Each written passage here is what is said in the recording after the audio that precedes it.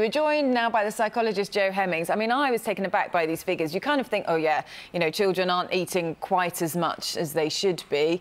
But actually, you know, more than 9 in 10 older children not eating 5 portions a day. And it's a really small number that are. It's tiny, and it's really that sort of over 11 to 18 age bracket that really aren't eating it, because, you know, fast food is available, it's plentiful, it's cheap, it's sociable. They kind of go off, their lunches are not being packed for them anymore, so there's not so much parental monitoring, and they kind of go off with their mates, and sort of fruits and veg just get sort of sidelined in that part of their life. You say you're shocked, but did you choose to eat broccoli at 14? I didn't. No, but interestingly, I think with broccoli, with kids, for example, whatever, younger you know what kids, I mean. yeah, no, but you can say it looks like trees, but a lot of veg for younger kids can kind of be dressed up and made to look more interesting or playful, but when you get older, you kind of know it's good for you, and you don't do anything that's good for you, whether that's behaviour-wise or food-wise. You're in that sort of rebellious So is it children, mode. are these older children, are they ones that perhaps, you know, haven't had the routine of eating fruit and vegetables all throughout their younger childhood,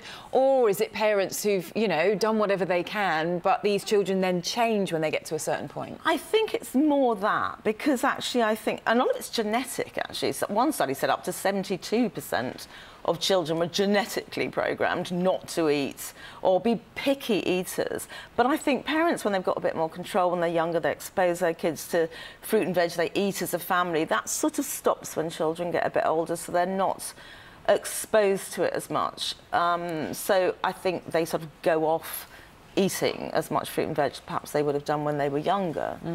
So I suppose also, what is the best way to do it then? Because you don't want to battle, because there's all sorts of concerns as well in teenage years about eating disorders and other things. You certainly don't want the meal times and food to become a battleground, and you've got enough battles to fight elsewhere, haven't you? So how do you deal with it then? What is your advice? I think the first thing is not to panic. The truth is that when children go through growth spurts, they get hungrier. So they will be more likely to eat a greater variety of foods. And they generally come back to being a bit healthier when they get older. Once they start getting 18, 19, 20, they get another awareness. You know, lots of new vegetarians, for instance, about. So they'll sort of come back to it, and nature will take care of them. Your taste buds change you get older. I used to hate Brussels sprouts, and I love them now. And I think that's quite common, isn't it? That you adjust to very strong flavours as you get older in a way you can't when you're little. Indeed, and you get more adventurous with what you eat. You eat out perhaps more. So I think, again, you adapt to it. I mean, people say, you know, what trickery would you use to sort of get your child to eat more? I think actually one of the things is just have that available as snacks. So when your kid comes home from school, don't have the crisps, don't have the chocolate, you know, have fruit, have carrot sticks, whatever it is. I mean, if that's available and they're hungry and they want to raid the fridge, you know, that's going to be their We've got the selection here of what is apparently the most hated veg in Britain. So number 1, Brussels sprouts, number 2, cabbage, 3, spinach, and 4, swede. I can't believe spinach, because I think that's a really handy one to chop up really small, and you can kind of, you know, sneak it in quite a lot of dishes without people spotting it. Well, actually, and ditto sort of swede to a degree. I think when you see it like that, it doesn't look appetising necessarily for children, does it? Cabbage is often overcooked, isn't it? So it's a soggy mess. That smell. And Brussels sprouts are that sort of must-have vegetable that goes with the Christmas roast or occasionally another roast. But